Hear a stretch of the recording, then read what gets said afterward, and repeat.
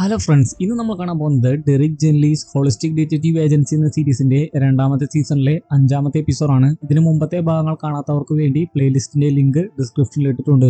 കഴിഞ്ഞ എപ്പിസോഡിന്റെ അവസാനത്തിൽ നമ്മൾ കണ്ടത് മേജർ സൂസിയെ അവന്റെ സഹായിയായിട്ട് നിയോഗിക്കുന്നതാണ്. അതുമാത്രമല്ല ഡെറിക് ജെൻലിയെ കൊല്ലാനുള്ള ഉത്തരവാദിത്വവും ഏൽപ്പിക്കുന്നു. ഈ എപ്പിസോഡിന്റെ തുടക്കത്തിലെ തന്നെ കാണിക്കുന്നത് ഫോറസ്റ്റ് വിച്ച് ആയിട്ടുള്ള വക്തി വാപ്പനസി പറയുന്ന കുറച്ച് വാക്കുകളാണ്. അത് എന്തൊക്കെയാണ് എന്ന് പറയുകയാണെങ്കിൽ മൊത്തം കൺഫ്യൂഷൻ ആയിരിക്കും. അതൊന്നും നിങ്ങൾ മനസ്സിലാക്കേണ്ട ആവശ്യമില്ല. പക്ഷേ മറ്റൊരു കാര്യം ശ്രദ്ധിച്ചാൽ മതി, വക്തി വാപ്പനസിയുടെ കയ്യിലും ഡെറിക്കിന്റെ കയ്യിലുണ്ടാകുന്ന അതേ ടോയ് ഉണ്ട്. ഡെറിക്കിന്റെ കയ്യിലുള്ള ടോയ് വേഷം മാറാൻ സാധിക്കുന്ന മോണയാണ്. ഇത് ആരാണെന്ന് ഇതുവരെയും പറഞ്ഞിട്ടില്ല. പിന്നെ കാണിക്കുന്നത് പരസ്പരം സംസാരിക്കുന്ന റൗഡി 3യിലുള്ള മറ്റുള്ളവരെയാണ്. അവർ പരസ്പരം കാണാൻ സാധിക്കാതെ വ്യത്യസ്ത മുറികളിലാണ് ഉള്ളത്. കുറെ ദിവസങ്ങളായി അവർ അവിടെ തന്നെയാണ്. അതിനെപ്പറ്റിയാണ് അവർ സംസാരിക്കുന്നത്. അത് മാത്രമല്ല, എനർജി ഇല്ലാതെ മുന്നോട്ട് പോവുകയാണെങ്കിൽ എത്ര നാൾ കൂടി അവർക്ക് ജീവിക്കാൻ സാധിക്കുമെന്നോ ഒരു വ്യക്തി ചോദിക്കുന്നു. അതിന് മാർട്ടിന് ഉത്തരം പറയാൻ സാധിക്കുന്നില്ല, അതായത് അവരുടെ ലീഡർ ആയിട്ടുള്ള വ്യക്തിക്ക്. പിന്നെ കാണിക്കുന്നത് സൂസിയെ ചോദ്യം ചെയ്യാൻ ഷെർലോക്കിന്റെ കൂടെ പോയിക്കൊണ്ടിരിക്കുന്ന ഫാറയെയാണ്. സൂസി ഒരു ഡേഞ്ചറസ് ആയിട്ടുള്ള വ്യക്തിയായിട്ടാണ് ഷെർലോക്ക് കണക്കാക്കുന്നത്. ഫാറ പക്ഷേ അങ്ങനെ പേടിക്കുകയൊന്നും ചെയ്യുന്നില്ല. പ്രധാനമായിട്ടും സൂസിയെ അങ്ങനെ കരുതാനുള്ള കാരണം വേറൊന്നുമല്ല,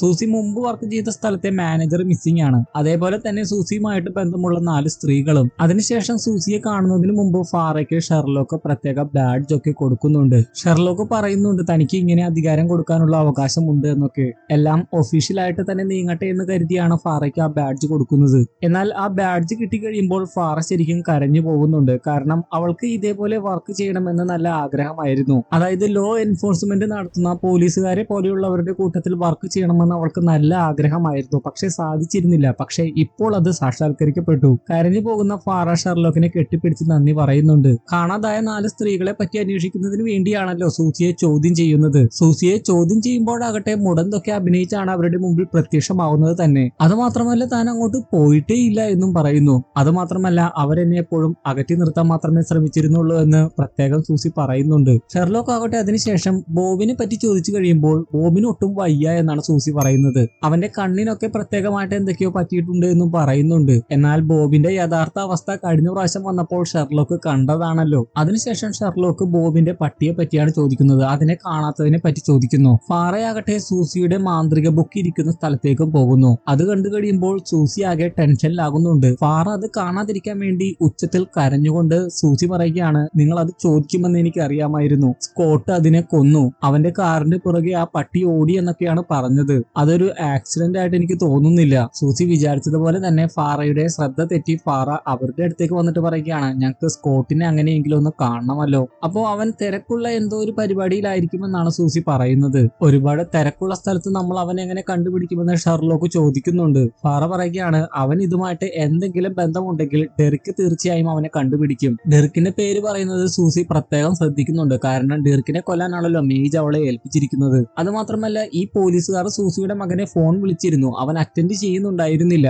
ആ ഫോൺ പോലും സൂസിയുടെ കരങ്ങളിലാണല്ലോ. അതുമാത്രമല്ല, കരഞ്ഞുകൊണ്ട് കുറെ വിഷമങ്ങളൊക്കെ സൂസി പറയുന്നുണ്ട്. ബോബു വളരെ വിചിത്രകരമായിട്ടാണ് ഈയിടെയായിട്ട് പെരുമാറുന്നത് എന്നൊക്കെ പറഞ്ഞ്. അതൊന്നും തന്നെ അവളുടെ തലയിലേക്ക് വന്ന് വീഴാതിരിക്കാൻ വേണ്ടിയാണ്. ഡെറിക്കിനെയും ടോഡിനെയും ടീനയെയും നോക്കുകയാണെങ്കിൽ അവർ ഒരു റെസ്റ്റോറന്റിൽ ബ്രേക്ക്ഫാസ്റ്റ് കഴിക്കാൻ വന്നിരിക്കുകയാണ്. ടീന അതിനെപ്പറ്റി ചോദിക്കുന്നുണ്ട്, നമ്മൾ കേസ് അന്വേഷിക്കാതെ ബ്രേക്ക്ഫാസ്റ്റ് കഴിക്കാൻ വന്നിരിക്കുകയാണോ? ടോഡ് പറയുകയാണ്, ഇങ്ങനെയാണ് ഞങ്ങൾ കേസ് അന്വേഷിക്കുന്നത്. ഞങ്ങൾ ഡെർക്ക് പറയുന്നത് കേൾക്കും, ഡെർക്കിനെ ഫോളോ ചെയ്യും, അത്രയേ ഉള്ളൂ. ഡെർക്ക് പറഞ്ഞിട്ടാണ് ഇപ്പോൾ ഇവിടേക്ക് വന്നത്. എവിടെയാണോ ഡെർക്ക് ആയിരിക്കേണ്ടത് അവിടേക്ക് പ്രപഞ്ചം ഡെർക്കിനെ നയിക്കും. ബാർട്ടിന്റെ കാര്യവും അങ്ങനെ തന്നെയാണ്. അത് തെളിയിക്കുന്ന മറ്റൊരു സന്ദർഭമാണ് ഇപ്പോൾ നടക്കാൻ പോകുന്നത്. അവർ അവിടെ വെച്ച് കേസിനെ പറ്റി മാത്രമാണ് സംസാരിച്ചുകൊണ്ടിരിക്കുന്നത്. കാർഡനസ് ഫാമിലിയെ പറ്റിയും പാൻഡോട്രോസ്റ്റ് എങ്ങനെയാണ് ഇവിടെ എത്തിയത്, അവിടുത്തെ ചുമരിൽ കണ്ട കഥ എന്താണ്, അങ്ങനെ കേസുമായി ബന്ധപ്പെട്ട കാര്യങ്ങൾ മാത്രമാണ് സംസാരിച്ചുകൊണ്ടിരിക്കുന്നത്. അതിന്റെ ഭാഗമായിട്ട് അവരെടുത്ത കുറെ ചിത്രങ്ങളും ടേബിളിൽ വെച്ചിട്ടുണ്ടായിരുന്നു. അപ്പോഴായിരുന്നു അവർക്ക് സെർവ് ചെയ്തിരുന്ന സെർവന്റ് ഇങ്ങനെ ചോദിക്കുന്നത്, നിങ്ങൾക്ക് ഈ ചിത്രങ്ങൾ എവിടെ നിന്ന് കിട്ടിയതാണ്? ടോഡ് അപ്പോൾ ഇത് പോലീസുകാരുടെ കാര്യമാണ് എന്ന് പറഞ്ഞ അയാളെ അവോയ്ഡ് ചെയ്യാൻ ശ്രമിക്കുന്നുണ്ട്. എന്നാൽ അയാൾ പറയുകയാണ്, എനിക്കറിയാമായിരുന്നു ഈ ഒരു ദിവസം എന്നെങ്കിലും വന്നു ചേരുമെന്ന്. 50 വർഷമായിട്ട് ഇത് വരരുത് എന്നും പ്രതീക്ഷിച്ചുകൊണ്ട് ഇതിൽ നിന്നെല്ലാം ഞാൻ ഒഴിഞ്ഞു മാറി നിൽക്കുകയായിരുന്നു. നിങ്ങൾക്കറിയാമോ, ഇത് എന്റെ വീടാണ്. എന്റെ പാരന്റ്സിന്റെ ഡെഡ് ബോഡിയാണ് നിങ്ങൾക്ക് കിട്ടിയത്. അയാള് ആദ്യമേ അതിനെ പറ്റി ചോദിച്ചപ്പോൾ അവിടുന്ന് കിട്ടിയ ഡെഡ് ബോഡീസിനെ കുറിച്ച് ടീന പറഞ്ഞിരുന്നു. അങ്ങനെയാണ് ആ ഡെഡ് ബോഡീസ് തന്റെ പാരന്റ്സിന്റെ ആണ് എന്ന് അയാൾ പറഞ്ഞത്. അത് കേട്ട് എല്ലാവരും ഒന്ന് ഞെട്ടുന്നുണ്ട്. ടീന ശരിക്കും ഡെറിക്കിനെ തന്നെ നോക്കിക്കൊണ്ടിരിക്കുകയാണ്. കാരണം എവിടെയാണോ ആയിരിക്കേണ്ടത് അവിടേക്ക് ഡെറിക്ക് അവരെ കൊണ്ടുവരുമെന്ന് ഇപ്പോൾ ടീനയ്ക്ക് വ്യക്തമായിട്ട് മനസ്സിലായിട്ടുണ്ടാകും. പിന്നെ കാണിക്കുന്നത് പാൻഡോട്രോസ്റ്റിനോട് സംസാരിച്ചുകൊണ്ടിരിക്കുന്ന ബാർട്ടിനെയാണ്. പാൻഡോട്രോസ്റ്റ് നല്ല നല്ല ഹാപ്പി ആണെന്ന് തോന്നുന്നു. ബാർട്ടിനോട് ഒരുപാട് സംസാരിക്കുന്നുണ്ട്. അവൾ ഇതിനു മുമ്പ് എന്തൊക്കെ ചെയ്യുകയായിരുന്നു, അവളുടെ ചെറുപ്പം എങ്ങനെയായിരുന്നു, അങ്ങനെ കുറെ കാര്യങ്ങളൊക്കെ. അത് കേട്ട് കഴിയുമ്പോൾ ബാർട്ട് തന്നെ ചോദിക്കുന്നുണ്ട്, നീ നല്ല ഹാപ്പി ആണല്ലോ, എന്ത് പറ്റിയെന്ന്. അപ്പോ തന്റെ ലക്ഷ്യം പൂർത്തീകരിക്കുമെന്ന തോന്നലുണ്ടായതുകൊണ്ടാണ് താൻ ഹാപ്പി ആയിട്ടിരിക്കുന്നതെന്ന് പറയുന്നു. കാരണം ഡെറിക്കിനെ കണ്ടുപിടിച്ചു. ഡെറിക്ക് പാൻഡോട്രോസ്റ്റിന്റെ ലോകം അവിടെ ഉണ്ടായിരുന്ന വീട്ടിൽ കണ്ടുപിടിച്ചു. ബാർട്ട് അപ്പോൾ ചോദിക്കുന്നത് അവന് പേടിയൊന്നുമില്ലേ എന്നാണ്. പാൻഡോട്രോസ്റ്റ് പറയുകയാണ്, എനിക്കൊന്നിനെയും പേടിയില്ല. എന്റെ സഹോദരി എന്നെ കുറ്റപ്പെടുത്തുന്നതും അതും പറഞ്ഞുകൊണ്ട് തന്നെയാണ്, ഒന്നിനെയും പേടിയില്ലാത്ത സ്വഭാവത്തെ കുറിച്ച്. ബാർട്ട് അപ്പോൾ തന്നെ പേടിയില്ലേ എന്ന് ചോദിക്കുന്നു. പാൻഡോട്രോസ്റ്റ് പറയുകയാണ്, ഞങ്ങളുടെ വാൻഡിമോറിൽ ഒരുപാട് വിസാർഡ്സിനെയും വിചിത്ര ജീവികളെയുമാണ് ഞാൻ കാണുന്നത്. അപ്പോ പിന്നെ സുന്ദരിയായിട്ടുള്ള ഒരു പെണ്ണിനെ കാണുമ്പോൾ ഞാൻ ഇതിനെ പേടിക്കുന്നത്. ബാർട്ട് അത് കേട്ട് ഒരു പ്രത്യേക ചിരി ചിരിക്കുന്നുണ്ട്. പിന്നെ കാണിക്കുന്നത് ഫാർസന്റെ കൂടെ വക്തി വാപ്പനീസിയുടെ അടുത്തേക്ക് നടന്നു പോയിക്കൊണ്ടിരിക്കുന്ന അമാൻഡിയെയും വോഗലിനെയുമാണ്. അവർ ഫാർസനോട് എത്താറായില്ലേ എന്ന് കുറെയായി ചോദിച്ചുകൊണ്ടിരിക്കുന്നു. ഫാർസൻ ആകട്ടെ ഉടനെ തന്നെ നമ്മൾ അവിടെ എത്തും, അവിടെ എത്തിക്കഴിഞ്ഞാൽ ആർക്കും നമ്മളെ ഒന്നും ചെയ്യാൻ സാധിക്കില്ല എന്നൊക്കെ പറയുന്നു. അവരെ ഇപ്പോഴും ആളുകൾ പിന്തുടരുന്നുണ്ട് എന്നാണ് തോന്നുന്നത്. വോഗലാകട്ടെ അതൊക്കെ കേട്ടിട്ടും കണ്ടിന്യൂസ് ആയിട്ട് അമാൻഡോട് ചോദ്യങ്ങൾ ചോദിച്ചുകൊണ്ടിരിക്കുകയാണ്. ഈ വക്തി വാപ്പനസി ആരാണ്, എങ്ങോട്ടാണ് നമ്മൾ പൊയ്ക്കൊണ്ടിരിക്കുന്നത്, അങ്ങനെ കുറെ ചോദ്യങ്ങൾ ചോദിച്ചുകൊണ്ടിരിക്കുന്നു. അമാൻഡെ അറിയില്ല എന്ന് കുറെയായി പറയുന്നു. അവസാനം ദേഷ്യത്തോടെ അവൾ പറയുകയാണ്, എന്റെ കഴിഞ്ഞ ജീവിതം അലമ്പായിരുന്നു, അതിലും മോശമായിരുന്നു നിങ്ങളുടെ കൂടെ ചേർന്നതിന് ശേഷം. എന്നാൽ പെട്ടെന്ന് തന്നെ അമാൻഡെ കൂളാകുന്നുണ്ട്. താൻ ഓവർ റിയാക്ട് ചെയ്തു എന്ന് അവൾക്ക് തന്നെ മനസ്സിലാകുന്നു. അവൾ വോഗലിനോട് ക്ഷമാപണം നടത്തുന്നു. എന്നാൽ പെട്ടെന്നായിരുന്നു ഒരു ശബ്ദം കേൾക്കുന്നത്. തിരിഞ്ഞു നോക്കിയപ്പോഴേക്കും കുറെ വലകൾ അവരെ പൊതിഞ്ഞിരുന്നു. ശേഷം ശരീരം മുഴുവനും ചായം പൂശിയവർ അവരുടെ അടുത്തേക്ക് വന്ന് പൊടി വിതറി അവരെ ബോധം കെടുത്തുകയും ചെയ്യുന്നു. പിന്നെ കാണിക്കുന്നത് ഡെറിക്കും മറ്റുള്ളവരും മറ്റേ സർവന്റിനെയും കൂട്ടി ആ വീട്ടിലേക്ക് വന്നിരിക്കുന്നതാണ്. തോട് പറയുകയാണ്, ഇനി നമ്മൾ അന്വേഷിക്കുന്ന കുട്ടി ഇയാളായിരിക്കുമോ? ഫാറ പറഞ്ഞത് ഓർമ്മയില്ലേ, അവിടുത്തെ കട്ടിളപ്പടിയിലെല്ലാം AD എന്ന് എഴുതിയിട്ടുണ്ടായിരുന്നുവെന്ന്. അത് അർണോൾഡ് കാർഡനസിന്റെ ഫുൾ ഫോം ആയിരിക്കുമോ? ഈ വ്യക്തിയുടെ പേര് അർണോൾഡ് കാർഡനസ് എന്നാണ്. ടീന പറയുന്നുണ്ട്, ഇത്രയും നാൾ ഇയാളെ നമ്മൾ കണ്ടുപിടിക്കാതിരുന്നത് വെറുതെ അല്ല, വേറെ ഒരു പേരിലായിരുന്നു ഇത്രയും നാൾ ഇയാൾ ജീവിച്ചിരുന്നത്. ഡെറിക്ക് ആകട്ടെ വിഷമത്തോടെയും ദേഷ്യത്തോടുകൂടിയും പറയുകയാണ്, അയാളെ നോക്കൂ, അയാൾ നല്ല വിഷമത്തിലാണ്. ഏത് നേരത്താണാവോ എനിക്ക് അങ്ങോട്ട് പോകാൻ തോന്നിയത്. അങ്ങോട്ട് പോയി നമ്മുടെ കയ്യിലുണ്ടായിരുന്ന ചിത്രങ്ങളെല്ലാം ടേബിളിൽ ഇട്ടത് കൊണ്ടാണ് അയാൾ ഇത് കാണാനിടയായതും ഇങ്ങോട്ട് വരാനിടയായതും. ടോഡ് പറയുന്നത് പോലെ ആ കുട്ടി ഇയാളായിരിക്കുമെന്ന് ഡെറിക്ക് ഒന്നും സംശയിക്കുക പോലും ചെയ്യുന്നില്ല. ഡെറിക്കിന്റെ ആ വർത്താനമൊക്കെ കേട്ട് കഴിയുമ്പോൾ ടോഡ് അവനോട് ശാന്തമാകാൻ പറയുന്നുണ്ട്. അപ്പോഴേക്കും ആ വ്യക്തി അകത്തേക്കും കയറുന്നു. ഉടനെ തന്നെ ഡെറിക്കും ടോഡും അയാളുടെ പുറകെ പോകുന്നു. അവിടെ ഉണ്ടായിരുന്ന ചിത്രങ്ങളുടെ മുകളിലുണ്ടായിരുന്ന കവർ പറിച്ചു കളഞ്ഞിരിക്കുന്നതായി കാണുമ്പോൾ ആരാണിത് പറിച്ചു മാറ്റിയതെന്ന് അയാൾ ചോദിക്കുന്നുണ്ട്. ഡെറിക്ക് അപ്പോൾ താനാണത് ചെയ്തത്, അറിയാതെ ചെയ്തു പോയതാണെന്നൊക്കെ പറയുന്നു. അപ്പോഴാണ് അയാൾ എല്ലാ കാര്യങ്ങളും പറയുന്നത്. പണിഷ്മെന്റ് എന്ന നിലയിൽ ഇയാളുടെ ഫാദർ ആയിരുന്നു അത് കവർ ചെയ്തത്. ആ ചിത്രത്തെ പറ്റി ചോദിച്ചു കഴിയുമ്പോഴാകട്ടെ എല്ലാം അയാൾ വിശദീകരിച്ച് പറഞ്ഞു കൊടുക്കുന്നുമുണ്ട്. അത് വാൻഡിമോർ ആണ്. ആദ്യത്തെ സൈഡിൽ കാണുന്നത് ഇംഗിൾനിക്കിലുള്ള ട്രോസ്റ്റ് വിഭാഗക്കാരാണ്. അവർ കർഷകരാണ്. പിന്നെ ഡെൻഡിമോറിലുള്ളവർ പലതരത്തിലുള്ള വിച്ചുകൾ, അങ്ങനെ കുറെ ആളുകളുണ്ട്. ദാ ആ മേജിനെ കണ്ടില്ലേ, അവനാണ് ഇവിടുത്തെ വില്ലൻ. പക്ഷേ നായകൻ അവനെ എപ്പോഴും പരാജയപ്പെടുത്തി ഓടിക്കൊണ്ടിരിക്കുന്ന ഒരു ട്രെയിനിന്റെ ഉള്ളിൽ ലോക്കാക്കും. പക്ഷെ അവസാനം അയാൾ ചോദിക്കുന്നുണ്ട്, എന്റെ അമ്മയും പാപ്പിയും എവിടെയെന്ന്. പിന്നെ വീണ്ടും ബാർട്ടിനെയും പാൻഡോട്രോസ്റ്റിനെയും കാണിക്കുന്നു. ബാർട്ട് ഇതിനു മുമ്പ് ചെയ്തിരുന്ന എല്ലാ കാര്യങ്ങളെ കുറിച്ചും പാൻഡോട്രോസ്റ്റിനോട് പറയുന്നുണ്ട്. ബാർട്ടിന്റെ പാരന്റ്സ് ആരാണെന്ന് പോലും അറിയില്ല. അതെല്ലാം കേട്ട് കഴിയുമ്പോൾ പാൻഡോട്രോസ്റ്റ് പറയുകയാണ്, നിന്നെ വെച്ച് നോക്കുകയാണെങ്കിൽ എന്റെ കുട്ടിക്കാലം മനോഹരമായിരുന്നു. ചെറുപ്പത്തിൽ ഞാൻ വാൾപ്പയറ്റ് പഠിച്ചു, പാട്ട് പാടാൻ പഠിച്ചു, ഡാൻസ് കളിക്കാൻ പഠിച്ചു, അങ്ങനെ കുറെ കാര്യങ്ങളൊക്കെ പറയുന്നു. ബാർട്ട് അപ്പോൾ തനിക്കൊരു കൂട്ടുകാരുണ്ടായിരുന്നു എന്ന് പറഞ്ഞ് കെന്നിനെ കുറിച്ചൊക്കെ പറയുന്നുണ്ട്. അവസാനം അവൾ പറയുകയാണ്, എന്റെ ശക്തികൾ എങ്ങനെയാണ് വർക്ക് ചെയ്യുന്നതെന്ന് ഇവിടെ ആർക്കും അറിയില്ല, അതുകൊണ്ടാണ് ഒന്നും ചെയ്യാതെ ഞാൻ ഇവിടെ തന്നെ ഇരിക്കുന്നത്. പാൻഡോട്രോസ് അപ്പോൾ പറയുന്നുണ്ട്, നിനക്ക് ഈ ലോകം മതിയായെങ്കിൽ ഈ ലോകം വിട്ട് വേറെ ലോകത്തേക്ക് പോകൂ. അതായത് പാൻഡോട്രോസ്റ്റിന്റെ വാൻഡിമോറിലേക്ക് തന്നെയാണ് ഇൻവൈറ്റ് ചെയ്യുന്നത്. ബാർട്ടിനത് മനസ്സിലാകുന്നുമുണ്ട്. പിന്നെ കാണിക്കുന്നത് സ്കോട്ടിനെ എങ്ങനെയെങ്കിലും പിടിക്കാൻ പ്ലാൻ ചെയ്യുന്ന ഷെർലോക്കിനെയും ഫാറയുമാണ്. സൂസിയുടെ എല്ലാ കളിയും പുറത്തേക്ക് കൊണ്ടുവരാനാണ് മൈനർ ആയിട്ടുള്ള സ്കോട്ടിനെ ആദ്യമേ പിടിക്കാൻ അവർ പ്ലാൻ ചെയ്യുന്നത്. സൂസിയുടെ മകനായിട്ടുള്ള സ്കോട്ടിനെ കുറിച്ച് 2 നുണകളാണ് പ്രധാനമായിട്ടും സൂസി പറഞ്ഞിരിക്കുന്നത്. ഒന്നാമത്തേത് ആ പട്ടിയെ കൊന്നു എന്നുള്ള നുണ.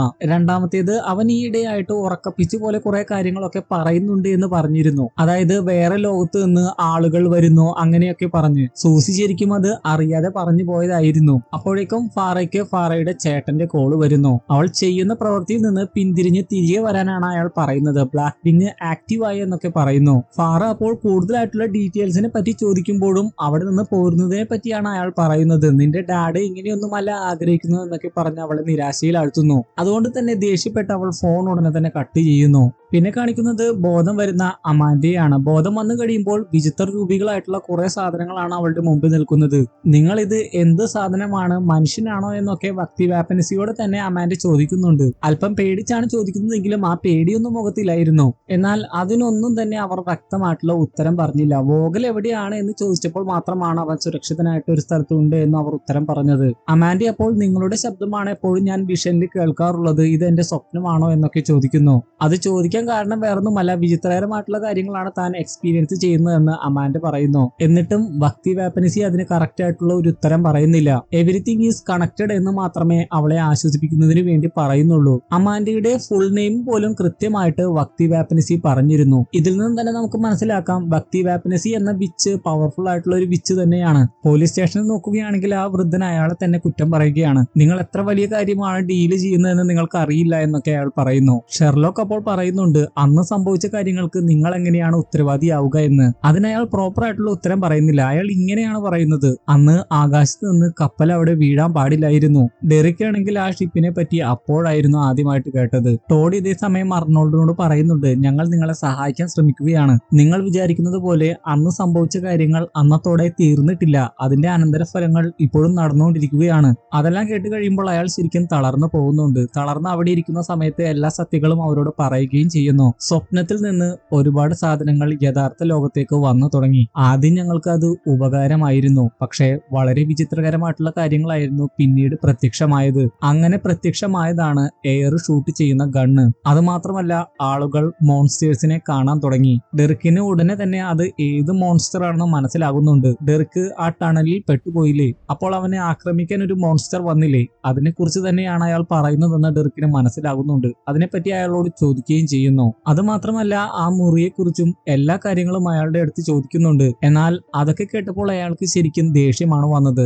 അയാൾ ഡെറിക്കിനെ ആക്രമിക്കുന്നു. പക്ഷേ എല്ലാവരും അയാളെ പിടിച്ചു മാറ്റുന്നുണ്ട്. ഷെർലോക്ക് അയാളെ തണുപ്പിക്കാനാണെന്ന് പറഞ്ഞ് മറ്റൊരു സ്ഥലത്തേക്ക് കൊണ്ടുപോകുന്നു. ഡെറിക് അപ്പോൾ പറയുന്നുണ്ട്, ഞാൻ സഹായിക്കാൻ ശ്രമിക്കുന്ന എല്ലാവരും എന്നെ കൊല്ലാൻ ശ്രമിക്കുകയാണല്ലോ. ഫാറ പറയുകയാണ്, അയാൾ ട്രോമയിലായതുകൊണ്ടാണ് അങ്ങനെയൊക്കെ പെരുമാറിയത്. അയാൾക്ക് സംസാരിക്കാൻ ആഗ്രഹമുണ്ട്, അതുകൊണ്ടല്ലേ ഇങ്ങോട്ട് വന്നത്. കുറച്ച് കഴിഞ്ഞിട്ട് സമാധാനപരമായിട്ട് നമുക്ക് ചോദിക്കാം. എന്നാൽ അപ്പോഴേക്കും എയർ ഷൂട്ട് ചെയ്യുന്ന ഗൺ ഉപയോഗിച്ച് ഷെർലോക്കിനെ ഷൂട്ട് ചെയ്ത് അർണോൾഡ് അവിടുന്ന് രക്ഷപ്പെടാൻ ശ്രമിക്കുന്നു. ഇതേ സമയം അയാൾ പ്രത്യേകം പറയുന്നുണ്ട്, ആ ബോട്ടിൽ നിന്ന് അവർ കൊണ്ടുവന്നത് ഒരു മനുഷ്യനെയല്ല. ശേഷം അയാൾ അവിടുന്ന് പോകാൻ ഒരുങ്ങുമ്പോഴാണ് പാൻഡോട്രോസ്റ്റിനെ അവിടെ കാണുന്നത്. അത് ശരിക്കും അയാൾക്കൊരു ഷോക്ക് പോലെയായിരുന്നു. അയാൾ പറയുകയാണ്, നീ എന്താണ് ഇവിടെ, നീയും അവരിൽ ഒരാളാണ്, നിങ്ങളെപ്പോലെയുള്ളവർ ഈ ലോകത്ത് നിലനിൽക്കാൻ പാടില്ല.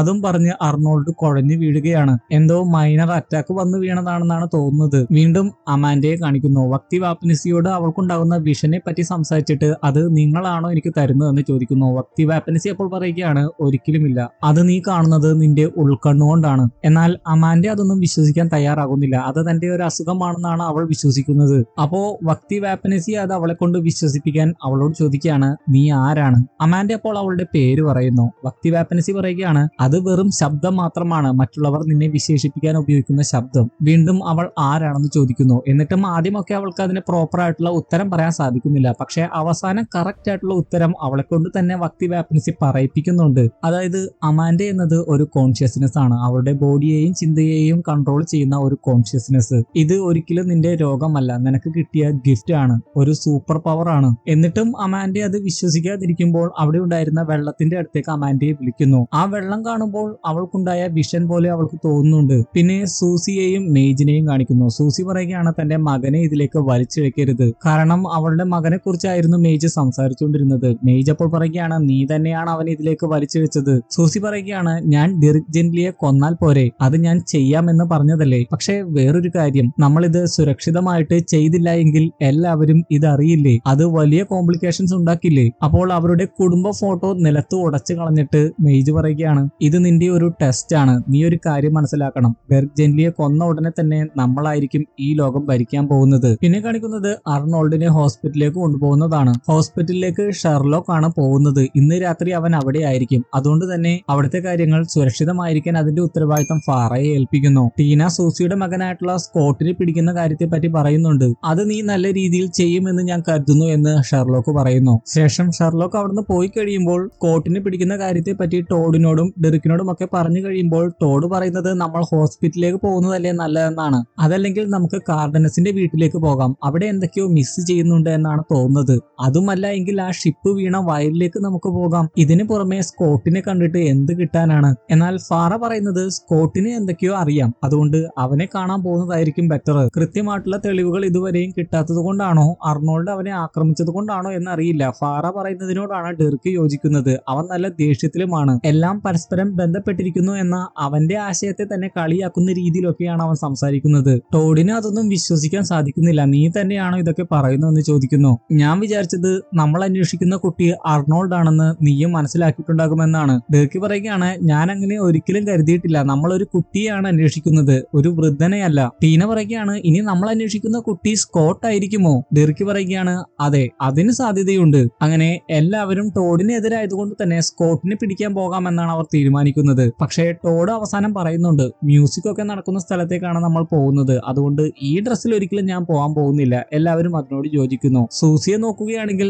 നല്ലവണ്ണം മേക്കപ്പ് ഒക്കെ ഇട്ട് ഒരുങ്ങി അങ്ങോട്ട് തന്നെയാണ് പോകാൻ പോകുന്നത്. അമാൻഡയെ നോക്കുകയാണെങ്കിൽ അവൾക്ക് വിഷൻ കിട്ടിക്കൊണ്ടിരിക്കുകയാണ്. മാർട്ടിന്റെ വിഷനാണ് അവൾക്ക് കിട്ടുന്നത്. പെട്ടെന്ന് വേദന മൂലം അവൾ വെള്ളത്തിൽ നിന്ന് കൈയെടുക്കുന്നു. അമാൻഡ അതിനുശേഷം ചോദിക്കുന്നുണ്ട്, നിങ്ങൾക്ക് ഇതിലൂടെ തന്നെ എന്റെ കൂട്ടുകാരെ രക്ഷിക്കാൻ സാധിക്കില്ലേ? വക്തി വാപ്പൻസി പറയുകയാണ്, എനിക്ക് അത്രയ്ക്കും ശക്തിയില്ല, പക്ഷേ നിന്നെക്കൊണ്ട് അത് സാധിക്കും. വളരെ പ്രധാനപ്പെട്ട ഒരു കാര്യം ചെയ്യാനാണ് നീ നിയോഗിക്കപ്പെട്ടിരിക്കുന്നത്. അതുകൊണ്ട് തീർച്ചയായും നീ സർവൈവ് ചെയ്യണം. ഈ ലോകത്ത് നിനക്ക് പ്രത്യേക സ്ഥാനമുണ്ട്. ഇവിടെ വലിയ കാര്യങ്ങൾ ചെയ്യാനാണ് നീ വിധിക്കപ്പെട്ടിരിക്കുന്നത്. ഇത് അതിന്റെ ഫസ്റ്റ് കാൽവെപ്പ് മാത്രമാണ്. വോഗലിനെ നോക്കുകയാണെങ്കിൽ ബോധം വരുമ്പോൾ ചുറ്റുമുള്ള ആളുകളെ കണ്ട് അവൻ പേടിച്ച് ഓടാൻ ഒരുക്കുന്നു. എന്നാൽ ഫാർസൻ അവനെ പിടിച്ചു നിർത്തിയിട്ട് പറയുകയാണ്, ഇവർ കുഴപ്പക്കാരൊന്നുമല്ല, ഇവർ വക്തി വാപ്പൻസിയുടെ ആളുകളാണ്. വോഗൽ അപ്പോൾ അമാൻഡ എവിടെയെന്ന് ചോദിക്കുന്നു. ഫാർസൻ പറയുകയാണ്, അവൾ നിന്റെ കൂട്ടുകാരെ തിരികെ കൊണ്ടുവരുന്നതിന് വേണ്ടി വക്തി വാപ്പൻസിയുടെ കൂടെയാണ്. അപ്പോഴേക്കും മെയ്ജിന്റെ കുറെ ആളുകൾ അങ്ങോട്ട് വരുന്നതായിട്ട് കാണിക്കുന്നു. എന്നാൽ കുറച്ച് ദൂരത്താണ്. എന്നാൽ വോഗലിന് അത് ഫീൽ ചെയ്യാൻ സാധിക്കുന്നു. അവൻ എന്തോ അപകടം വരാൻ പോവുകയാണ് എന്ന് പറയുന്നു.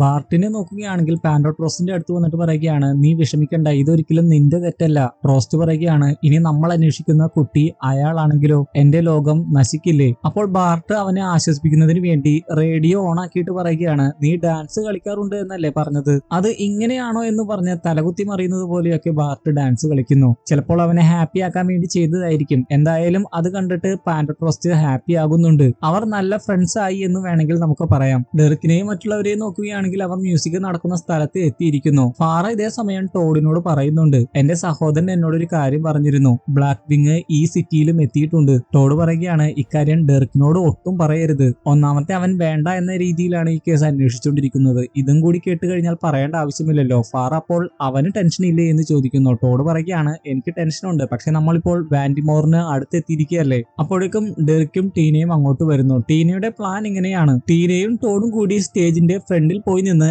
എല്ലാവരെയും ഉറ്റുനോക്കും. എന്നിട്ട് സ്കോട്ടിനെ അവരുടേതായിട്ടുള്ള രീതിയിൽ കണ്ടുപിടിക്കാൻ ശ്രമിക്കും. ഡെറിക്കും ഫാറയും മറ്റൊരു രീതിയിൽ അന്വേഷണം നടത്തണം. ഡെറിക്ക് എവിടെയാണോ ആയിരിക്കേണ്ടത് അവിടേക്ക് ലോകം നയിക്കുമല്ലോ, ആ ഒരു ശക്തി നയിക്കുന്ന സ്ഥലത്തേക്ക് തന്നെ പോകട്ടെ എന്ന് കരുതിയാണ് അവരെ ഒരു ടീമാക്കി വിടുന്നത്. അതിനുശേഷം അവനെ അന്വേഷിച്ചുകൊണ്ടിരിക്കുന്ന സമയത്ത് ഫാറ ഡെറിക്കിനോട് എന്തെങ്കിലും തോന്നിയോ, എന്തെങ്കിലും കിട്ടിയോ എന്ന് ചോദിച്ചുകൊണ്ടിരിക്കുകയാണ്. ഡെറിക്ക് അപ്പോൾ ഫാറയോട് പറയുന്നുണ്ട്, അത് അങ്ങനെയൊന്നുമല്ല വർക്ക് ചെയ്യുന്നതെന്ന് നിനക്ക് അറിയാമല്ലോ. ശേഷം അല്പം മാത്രം മുന്നോട്ട് പോയുള്ളൂ. ഡെറിക്ക് പറയുകയാണ്, എനിക്ക് തോന്നുന്നില്ല അവനെ ഇവിടെ കണ്ടെത്താൻ സാധിക്കുമെന്ന്. ഇതിൽ നിന്ന് തന്നെ നമുക്ക് മനസ്സിലാക്കാം ഡെറിക്ക് ശരിക്കും മനം മടുത്തുകൊണ്ടാണ് കേസ് അന്വേഷിക്കുന്നത്. എന്നാൽ അത്ഭുതം എന്ന് പറയട്ടെ, തൊട്ടടുത്ത നിമിഷം ഡെറിക്ക് കൂട്ടിമുട്ടുന്നത് സ്കോട്ടുമായിട്ടാണ്. ഫാറ നൈസായിട്ട് താൻ പോലീസ് ആണെന്നൊക്കെ പറഞ്ഞ് അവനെ പിടിക്കാൻ ശ്രമിക്കുന്നുണ്ട്. എന്നാൽ താൻ വണ്ടി ഇടിച്ച വ്യക്തിയുമായിട്ട് തനിക്ക് യാതൊരു പരിചയമില്ല എന്നൊക്കെയാണ് അവൻ പറയുന്നത്. പാൻഡോട്രോസ്റ്റിനെ കാർ ഇടിച്ചത് അവനായിരുന്നല്ലോ, അതുമായി ബന്ധപ്പെട്ടാണ് പോലീസ് അവനെ ചോദ്യം ചെയ്യാൻ വന്നിരിക്കുന്നതെന്നാണ് അവൻ കരുതിയത്. എന്നാൽ കുറച്ച് കാര്യങ്ങൾ പറയാനുണ്ട്, പുറത്തേക്ക് വരാൻ ഫാറ പറയുന്നു. എന്നാൽ പേടിച്ച് അവൻ അവിടുന്ന് ഓടിപ്പോവുകയാണ്. അവനെ പിടിക്കാൻ ഫാറയും പുറകെ പോകുന്നു. പുറത്തു നോക്കുകയാണെങ്കിൽ അങ്ങോട്ട് മാജിക്കൽ സ്റ്റിക്കും പിടിച്ച് സൂസിയും വരുന്നത് കാണാം. വോഗലിനെയും മറ്റുള്ളവരെയും നോക്കുകയാണെങ്കിൽ മെയ്ജിന്റെ ആളുകളെ നേരിടുന്നതിന് വേണ്ടി കിട്ടിയ ആയുധമൊക്കെ അവർ കരങ്ങളിൽ എടുക്കുന്നു. മിക്കതും വെറും മരക്കൊമ്പുകൾ മാത്രമാണ്. പുറത്തുള്ള ശബ്ദം കേൾക്കുമ്പോൾ അത് എന്താണെന്ന് അമാൻഡ ചോദിക്കുന്നു. വക്തി വാപ്പനസി അപ്പോൾ എല്ലാ കാര്യങ്ങളും പറയുന്നുണ്ട്. അതിനുശേഷം അമാൻഡയ്ക്ക് മാത്രമേ അവരെ രക്ഷിക്കാൻ സാധിക്കുകയുള്ളൂ എന്ന് പറയുന്നു. അമാൻഡ അപ്പോൾ തനിക്ക് അതിന് സൂപ്പർ പവർ ഒന്നും ഇല്ല എന്നൊക്കെ പറയുന്നുണ്ട്. വക്തി വാപ്പനസി അപ്പോൾ അങ്ങനെയെങ്കിൽ അതിന് സാധിക്കുന്ന ആരെങ്കിലും കണ്ടുപിടിക്കാൻ പറയുന്നു. അമാൻഡ ഉടനെ തന്നെ വെള്ളത്തിലേക്ക് കൈയിടുകയാണ്. ആരെയാണ് വിളിക്കാൻ പോകുന്നതെന്ന് ഉടനെ തന്നെ നമുക്ക് മനസ്സിലാകും. വീണ്ടും DJ ഒക്കെ നടക്കുന്ന ആ സ്ഥലം കാണിക്കുന്നു. ടീനയും ടോഡും ഒക്കെ സ്റ്റേജിൽ നിന്ന് നിരീക്ഷിക്കുന്ന സമയത്ത് സ്കോട്ടിനെ ഫാറ ഫോളോ ചെയ്യുന്നതൊക്കെ കാണുന്നുണ്ട്. പെട്ടെന്നാണ് ടീന അവിടെ സൂസിയെ കാണുന്നത്. ശ്രദ്ധിച്ചു നോക്കുമ്പോഴാണ് അവർക്ക് കാര്യം മനസ്സിലാകുന്നത്. സൂസി നേരെ പോകുന്നത് ഡെറിക്കിന്റെ അടുത്തേക്കാണ്. സൂസി അങ്ങോട്ട് വന്നത് ഡെറിക്ക് അങ്ങോട്ട് വരുമെന്ന് എന്ന് പ്രതീക്ഷിച്ച് തന്നെയായിരുന്നു. ഡിർക്കിനെ കൊല്ലുന്നതിന് വേണ്ടിയായിരുന്നു അങ്ങോട്ട് വന്നത്. എന്നാൽ ടീനയ്ക്കും ടോഡിനും അത് മനസ്സിലാകുന്നുണ്ട്. അവളുടെ കയ്യിലുള്ള മാജിക്കൽ സ്റ്റിക്കും അവർ കാണുന്നുണ്ടല്ലോ. അതിനെക്കുറിച്ച് ബാർട്ടും പറഞ്ഞിരുന്നതാണല്ലോ. ഉടനെ തന്നെ ഡിർക്കിനെ രക്ഷിക്കുന്നതിന് വേണ്ടി അവർ ഡിർക്കിന്റെ അടുത്തേക്ക് ഓടുകയാണ്. എന്നാൽ തിക്കിലും തിരക്കിലും പെട്ട് സൂസിക്ക് അവളുടെ മാജിക്കൽ സ്റ്റിക്ക് മര്യാദക്ക് ഡിർക്കിന്റെ നേരെ പ്രയോഗിക്കാൻ സാധിക്കുന്നില്ല. അവസാനം അതിൽ നിന്നുള്ള ശക്തി നേരെ പോകുന്നത് മുകളിലേക്കാണ്. അതുമൂലം ഒരു പൊട്ടിത്തെറിയും കുറെ സാധനങ്ങൾ നിലത്തേക്ക് വീഴുകയും ചെയ്യുന്നു. സൂസിയുടെ കയ്യിൽ നിന്നാകട്ടെ അതിനുശേഷം മാജിക്കൽ സ്റ്റിക്ക് നിലത്തേക്കും വീണു പോകുന്നു. ആളുകൾ പരസ്പരം തട്ടി അത് അങ്ങോട്ടും ഇങ്ങോട്ടും തെറിപ്പിക്കുന്നു. സൂസി അത് എടുക്കാൻ അതിന്റെ പുറകെ പോകുന്നതായിട്ടും കാണിക്കുന്നു. സൂസിയുടെ മാജിക്കൽ സ്റ്റിക്കിൽ നിന്നുണ്ടായ ആ സാധനം കാണാൻ നല്ല രസമായിരുന്നു. എല്ലാവരും അതിൽ ലയിച്ചു പോകുന്നുണ്ട്. പിന്നീടാണ് മനസ്സിലാകുന്നത് അതിനുശേഷം ശരിക്കും എല്ലാവരും കഞ്ചാവ് അടിച്ച പോലെയാണ്. ടോഡ് ഡിർക്കിനെ കണ്ടു കഴിയുമ്പോൾ ഇങ്ങനെയൊക്കെ പറയുന്നു, നീയാണ് എന്റെ ലൈഫ് മാറ്റിയത്. മുമ്പ് വളരെ മോശമായിട്ടുള്ള ലൈഫായിരുന്നു ഞാൻ നയിച്ചുകൊണ്ടിരുന്നത്. എന്റെ ചിന്താഗതികളും അങ്ങനെ തന്നെയായിരുന്നു. അവൻ ഡിർക്കിന് നല്ല ഫ്രണ്ട് ആണെന്നൊക്കെ പറഞ്ഞ് ഡിർക്കിനെ ഒരുപാട് പുകഴ്ത്തി പറയുന്നു. ഡിർക്ക് ആണെങ്കിൽ അതേപോലെ തന്നെ ടോഡിനെ ഒരുപാട് പുകഴ്ത്തി പറയുന്നു. ടോഡിനെ പോലെയുള്ള ഒരു ഫ്രണ്ട് ആണ് തന്റെ ചുറ്റിലും വേണമെന്ന് താൻ ആഗ്രഹിച്ചത്. അത് കിട്ടിയതിൽ താൻ ഹാപ്പിയാണ്. അങ്ങനെ സാഹചര്യത്തിന് യോജിക്കാത്ത കാര്യങ്ങളാണ് എല്ലാവരും സംസാരിക്കുന്നത്. ഫാറയെ നോക്കുകയാണെങ്കിൽ തന്റെ അച്ഛൻ മരിച്ചു എന്ന് സന്തോഷത്തോടെ ചിരിച്ചു പറയുന്നു. വർഷങ്ങളായിട്ട് അദ്ദേഹം അസുഖം പിടിച്ചു കിടക്കുകയായിരുന്നു എന്ന് പറയുന്നുണ്ട്. എല്ലാവരും ചിരിച്ചുകൊണ്ട് നല്ല ഹാപ്പി ആയിട്ടാണ് സംസാരിക്കുന്നത്. അതുമാത്രമല്ല ഫാറയുടെ ഫാദർ എപ്പോഴും അവളെ നിരാശപ്പെടുത്തിക്കൊണ്ടിരിക്കുമായിരുന്നു. അവൾ യൂസ്ലെസ് ആണ് എന്നൊക്കെ പറഞ്ഞുകൊണ്ട്. അബോധാവസ്ഥയിലാണല്ലോ ഇതൊക്കെ സംസാരിക്കുന്നത്. അതുകൊണ്ട് ഇതൊക്കെ റിയൽ ആണോ എന്നറിയില്ല. ടീനയുടെ കാര്യം നോക്കുകയാണെങ്കിൽ അതിലും മോശമാണ്. അതൊക്കെ പറയാതിരിക്കുന്നതാണ് നല്ലത്. ജയിലിൽ നോക്കുകയാണെങ്കിൽ പാൻഡോട്രോസ്റ്റും ഇപ്പോൾ ബാർട്ടിന്റെ കൂടെ ഡാൻസ് ചെയ്യുന്നു. ബാർട്ട് ഇപ്പോൾ നല്ല രീതിയിൽ ഡാൻസ് ചെയ്യുന്നുണ്ട്. അമാൻഡയെ നോക്കുകയാണെങ്കിൽ അവളുടെ ശക്തി ഉപയോഗിച്ച് ബ്ലാക്ക് വിങ്ങിലുള്ള റൗഡി 3യെ കണ്ടുപിടിക്കുകയും അവരെ തിരികെ കൊണ്ടുവരികയും ചെയ്യുന്നു. വക്തി വാപ്നസി നല്ലവണ്ണം അവളെ സഹായിച്ചിരുന്നു. റൗഡി 3 അവിടെ എത്തിയപ്പോഴേക്കും മെയ്ജിന്റെ ആളുകളും അവിടെ എത്തിയിരുന്നു. പക്ഷേ റൗഡി 3 നിഷ്പ്രയാസം അവരുടെ എല്ലാവരുടെയും എനർജി വലിച്ചു കുടിച്ചു. പിന്നീട് രാത്രി എല്ലാവരും സന്തോഷത്തോടെ പാട്ടുപാടി ഉല്ലസിക്കുന്നത് കാണിക്കുന്നു. റൗഡി 3യിലുള്ള എല്ലാവരും അമാൻഡയെ അഭിനന്ദിക്കുന്നുണ്ട്. ആകട്ടെ അഭിമാനത്തോടെ വക്തി വാപ്നസിയെ ഒന്ന് നോക്കുന്നു. പിന്നെ കാണിക്കുന്നത് മെയ്ജ് കാർഡനസിന്റെ വീട്ടിലേക്ക് വരുന്നതും കുട്ടി വരച്ച ആ ചിത്രങ്ങൾ കണ്ട് അന്തം വിട്ടു നിൽക്കുന്നതുമാണ്. അത് ആരാണ് വരച്ചതെന്ന് അവൻ ആലോചിക്കുന്നു. അതിലെല്ലാത്തിലും അയാൾ പരാജയപ്പെടുന്നതാണല്ലോ. അതുകൊണ്ടായിരിക്കും തളർന്ന അയാൾ ഇരുന്നു പോകുന്നുണ്ട്. പുറത്ത് ഷെർലോക്ക് ടീനയ്ക്ക് ഒരു സന്ദേശം അയക്കുകയായിരുന്നു. എന്നാൽ അപ്പോഴേക്കും അങ്ങോട്ടൊരു ട്രക്ക് വരുന്നത് കാണുന്നു. അങ്ങോട്ട് ചെന്ന് നോക്കുമ്പോൾ അവിടെ ബോബിനെ കണ്ട് ഷെർലോക്ക് ശരിക്കും ഞെട്ടുന്നുണ്ട്. നിങ്ങൾ എന്താണ് ഇവിടെ ചെയ്യുന്നത് എന്ന് ചോദിക്കുന്നുണ്ടെങ്കിലും ബോബ് ശരിക്കും ഒരു റോബോട്ടിന്റെ പോലെയാണല്ലോ. അതുകൊണ്ട് തന്നെ അതിനൊന്നും തന്നെ റെസ്പോണ്ട് ചെയ്യുന്നുണ്ടായിരുന്നില്ല. അവിടെ കുറെ തോക്കുകളും കാണുന്നുണ്ട്. അതുകൊണ്ട് നമുക്ക് മനസ്സിലാക്കാം ഇത് മെയ്ജിന്റെ പണിയാണ്. വാൻഡിമോറിൽ തോക്കുകൾ എത്തിക്കുന്നത് മെയ്ജ് ആണല്ലോ. പ്രതീക്ഷിച്ചതുപോലെ തന്നെ സംഭവിച്ചു. ഷെർലോക്ക് ബോബുമായിട്ട് സംസാരിച്ചുകൊണ്ടിരിക്കുമ്പോൾ തന്നെ അവന്റെ ബാക്കിൽ മെയ്ജ് പ്രത്യക്ഷപ്പെട്ടു. ചീത്ത സമയത്താണ് നിങ്ങൾ എന്നെ കണ്ടുപിടിച്ചതെന്ന് പറഞ്ഞ് മെയ്ജ് അയാളുടെ മാജിക്കൽ സ്റ്റിക്ക് ഷെർലോക്കിന്റെ നേരെ പ്രയോഗിക്കുന്നു. അതിൽ നിന്ന് ശക്തി വരുന്നത് മാത്രമേ നമ്മൾ കണ്ടുള്ളൂ. എന്താണ് സംഭവിച്ചതെന്ന് കാണിക്കുന്നില്ല. അത് ഊഹിക്കാവുന്നതാണല്ലോ. ഇതോടെ ഈ എപ്പിസോഡും ഇവിടെ കഴിഞ്ഞിരിക്കുകയാണ്. ഇന്നത്തെ വീഡിയോ ഇഷ്ടപ്പെട്ടെങ്കിൽ തീർച്ചയായും ലൈക്ക് ചെയ്യാൻ മറക്കരുത്. അടുത്ത വീഡിയോയിൽ നമ്മൾ ഉടനെ തന്നെ കാണും. അതുവരെ ഗുഡ് ബൈ.